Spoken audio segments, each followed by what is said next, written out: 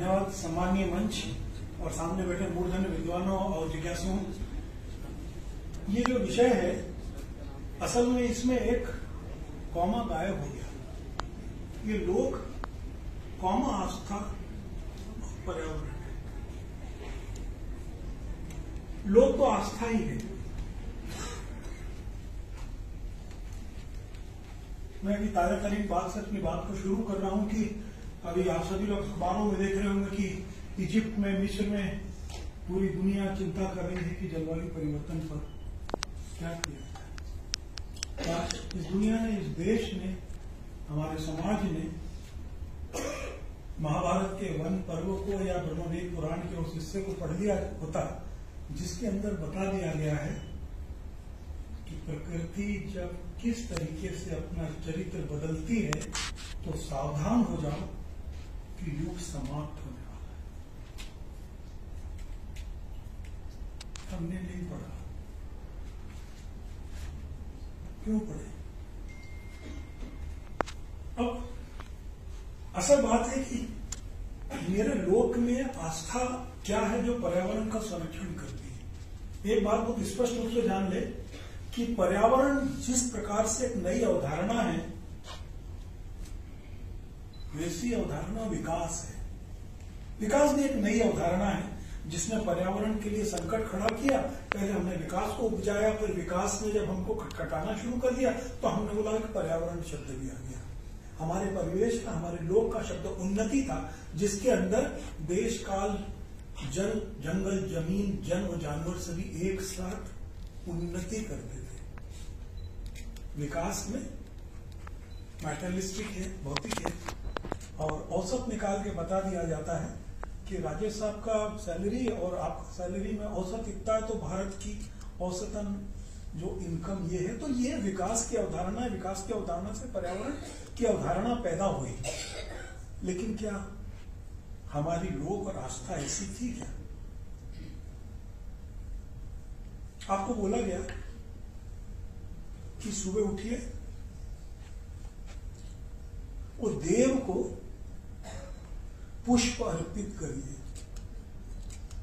अभी आप सभी लोग देख लीजिए, सुबह जो लोग भी घूमने जाते होंगे तो बड़ी संख्या में नर नारी दूसरे की क्यारी से फूल चुरा कर वो भगवान को चढ़ाने को घूमते हैं। अब उनसे पूछिए कि आप भगवान को फूल क्यों चढ़ा रहे हो? मेरे को भगवान को खुश करना है।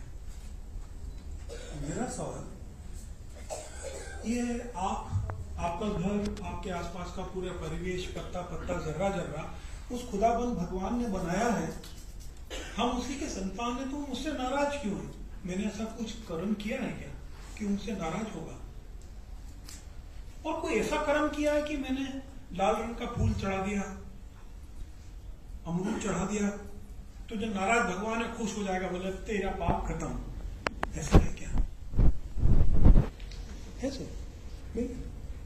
असल चीज ये थी, मेरे लोक ने ये कहा कि आप अपने घर में कम से कम 5 ऐसे वृक्ष पौधे जरूर लगाएं जो आपके जीवन के लिए जरूरी है। एक ऐसा वृक्ष जिसमें पंछी छाया पा सके, अपना आसरा बना सके, और उस पेड़ को कोई ना काटे। तो उसके नीचे हमने एक शिला रख दी कि भाई इसको हमको छेड़ना नहीं है। और सुबह उस पर उस शिला पे पानी चढ़ाना है। हमने जिस पत्थर को पूजा वो देव हो गया, वो शिवलिंग था, वो पानी इसलिए उसमें चढ़ा रहे हैं कि जब कभी अकाल पड़े, कभी पानी का संकट हो तो मुझे मालूम है कि यहाँ पे जमीन के अंदर पानी इकट्ठा कर रहा हूं। एक ऐसा पौधा हो जिसकी खुशबू से आपका घर सुवासित हो तो पुष्प लगे। 2 ऐसे वृक्ष हो जिसमें रात की रात जरूरत पड़े तो औषधि हो, तुलसी हो, इस तरीके का हो। और हर समय का समाज ऐसे ही रहा, भयभीत हो न प्रीति था। हमारे समाज में जिससे डर खाया, वो सांप भी था, हाथी भी था, शेर भी था, उन सबको हम पूजने लगे। यानी यहाँ जो हमारी अबुझ पहेली थी, जिनको हम सुलझा नहीं पा रहे थे, तो हमने सबको आराध्य मान लिया।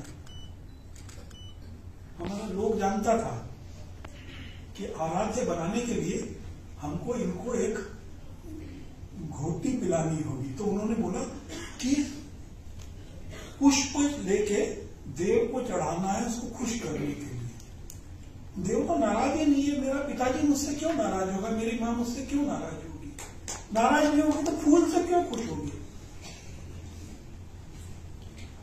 इस बहाने आप अपने आप फूल लगाएं, तुलसी लगाएं, आपके घर आने वाले पेड़ पक्षी जानवर उनको आसरा मिले, उसके लिए नीम पीपल सरी का वृक्ष लगाएं। उसके बाद बोला, अब तो हम सब ने मंदिर घर में बना लिए, वेदानुसार तो 1.5 उंगल से ऊंची प्रतिमा घर में होनी ही नहीं चाहिए।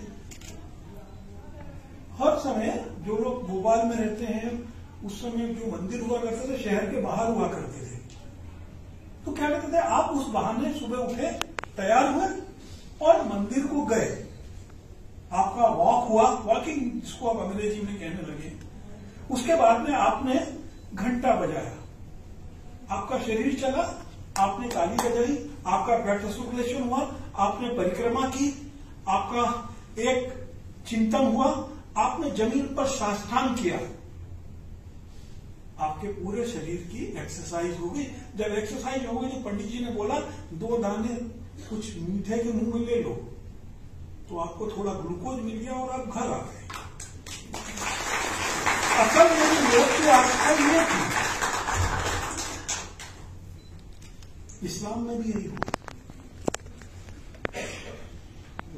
अमीर शेख 50 अपने यहां पे गुलाम रखते थे, अपने नहाने तक के लिए गुलामों को लगाते थे।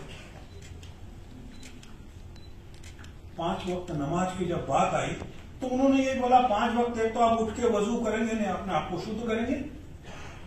आप याद करें कि वो परिवेश अरब का है जहां पर पानी का संकट होता है, इसलिए उन्होंने वजू का मतलब बोला आप उल्टे हाथ से पानी ऐसे हाथ धोएंगे क्योंकि कम पानी से आपका हाथ स्वच्छ हो जाए। फिर आप 5 बार नमाज पढ़ेंगे, घुटने के बल बैठेंगे, खड़े होंगे, गर्दन उठाएंगे, हाथ उठाएंगे। तो जो जनाब बैठ के खा रहे थे उस दिन में 5 बार अपने शरीर को हिलाएंगे डुलाएंगे। तो हर धर्म विज्ञान से शुरू हुआ, हर लोक विज्ञान को जानता है और उसी विज्ञान ने आस्था का रूप लिया। पर्यावरण संरक्षण की जरूरत नहीं थी क्योंकि मेरा समाज जो है पर्यावरण को दूषित ही नहीं करता था। अब आप देखिए कि 2 नवरात्रि दोनों ऋतुओं के संक्रमण काल में आती है। सब लोग जानते हैं कि जो भी संक्रमण काल होता है, विकासशीलता विकसित का, अपने यौवन का या अर्थशास्त्र का, उसके अंदर अनाचार दुराचार भ्रष्टाचार ये सब स्वाभाविक रूप से होते हैं। इसी प्रकार से ऋतुओं के संक्रमण काल में आपको कफ पित्त और वात होता है। तो ऊपर बोला भाई दोनों के ऋतुओं के संक्रमण काल में नवरात्रि में 9 दिन व्रत कर लो, आपका खाना पीना सीमित होगा, आपका जीवन सीमित होगा, तो इस तरीके से आपका कफ और पित्त और वात आपका संतुलित रहेगा। लेकिन हमने तो आलू साबुदाना खा लिया, हमने बराबर कर लिया। तो हमारी लोक की जो आस्था थी वो इसी तरीके से पर्यावरण को छूती रही। अब दोनों संक्रमण काल में 2 हमारे बड़े पर्व आए, एक आया होली और दूसरा आया दिवाली। पहले अपन दिवाली पे बात करते हैं। बरसात हो चुकी थी, बरसात में लोग बहुत सारे, चातुर्मास में लोग घर से नहीं निकलते थे, खेत के सामने बहुत काम नहीं होता था और लोगों को बाहर जाने का कम अवसर हो रहा था। अब आपका ठंड शुरू होने वाली है। ठंड शुरू होने वाली यानी आपके अपने घर के कुछ हिस्सों को आपको साफ रखना है। जो बरसात के कारण सीलन हो गई है, कीड़े मकोड़े आ गए हैं, उन सबकी सफाई करना है, पुताई करना है और नई फसल आने वाली उसके लिए जगह बनाना है। इसके लिए दिवाली का पूरा पर्व 5 दिन का हुआ, जिसमें हमने गौ की पूजा भी की, आयुर्वेद की पूजा भी की, लक्ष्मी और सरस्वती की पूजा भी की पांचों पर्व मिला के, और जो भाई बहना जब इधर बहुत दिन रह रही थी तो आप अपने घर भी जाके तिलक करके चली गई, वो दिवाली रवाना हो गई। ये भी संक्रमण काल में पर्व। दूसरा संक्रमण काल में पर्व आ गया होली। होली में भी ठीक है कि ठंड के दिनों में अब आपने घर में जलावन इकट्ठा किया हुआ था, घर में बहुत सारा खाने का सामान इकट्ठा हुआ था, बाहर कौन जाएगा, तो अब तो उजले दिन आ रहे हैं और नई फसल भी आ रही है, तो हमने पूरे घर की सफाई की और जितना कूड़ा निकाला उसको जला दिया और वो होली बन गई। आप देख लीजिए होली पर्व का अंत जो हो रहा है शीतला अष्टमी से हो रहा है, और वेद में शीतला माता जो है गधे पे सवार है और उसके हाथ में झाड़ू है। वास्तव में होली स्वच्छता का पर्व है, हमने गंदगी का पर्व कर दिया। उसके अंदर इनेमल पेंट, पानी का नुकसान, पेड़ का नुकसान, तो मेरे लोक में तो उस आस्था में वो नहीं था जो हमने पर्यावरण को नुकसान पहुंचा दिया। अभी बहन जी ने छठ का बात किया, छठ को भी बता दूं, छठ वास्तव में जो जल निधियां हैं उनके संरक्षण का पर्व है। मेरा समय यही समाप्त होता है। धन्यवाद। जय हिंद।